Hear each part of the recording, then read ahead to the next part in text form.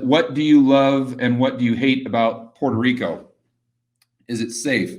It's just like any other place, Richard, from a standpoint of safety. I mean, just like the United States, it's just like Phoenix. It's just like, there's some places where you go and it's not safe, you would want to go there at night.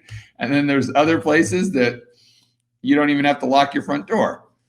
It's like that in most places in the world.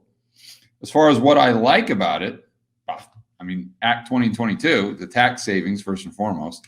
And I like being in that area because you have so many other countries within a half a day boat ride.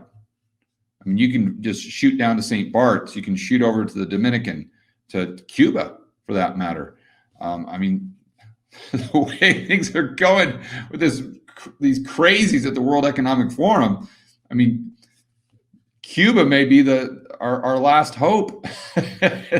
As crazy as that sounds, but no, seriously, you're just a stone's throw from all these other countries, and I like that. So if it hits the fan, you can just hop in your boat or hop in your plane and just, boom, you're out.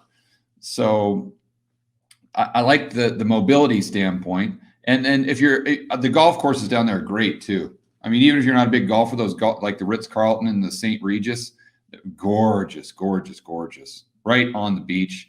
And so if you like that type of resort living, you'd really enjoy it there. What do I not like about Puerto Rico is the water sports, the snorkeling, the surfing. The water sports are fantastic. Kite surfing is amazing there.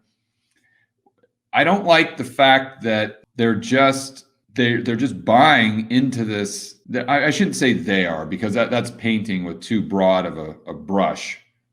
But there's a vocal minority there that's really buying into this Marxist nonsense, and it's the same. It's this Hugo Chavez battle cry that we know what that did to Venezuela.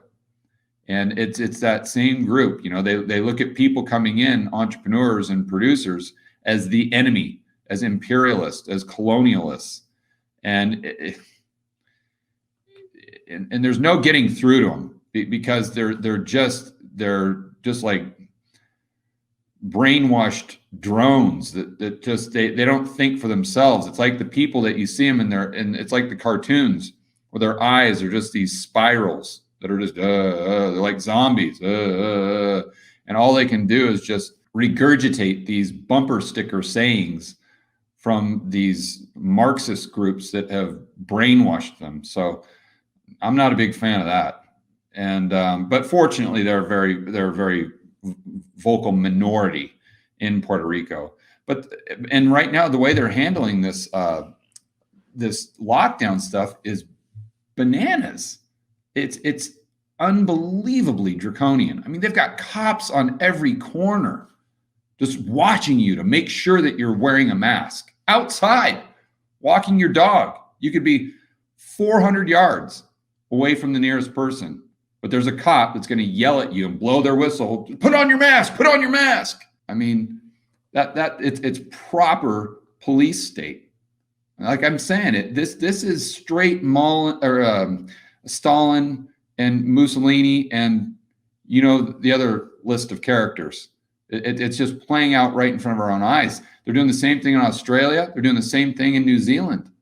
It's just unbelievable, the assault on our personal liberties. So I don't like that.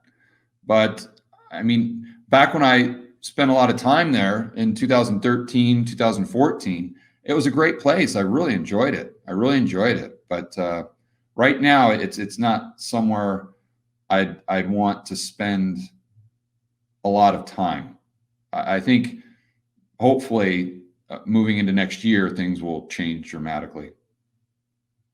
But that said, I think it'd be a good idea for you to set up a company there and to take advantage of Act 2022, because that's a contract that you have for the next 15 years.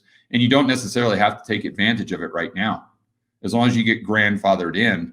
And then hopefully if they go back to their senses after this whole cerveza sickness thing, then you can spend time there and actually take advantage of those tax opportunities with Act 20 and 22.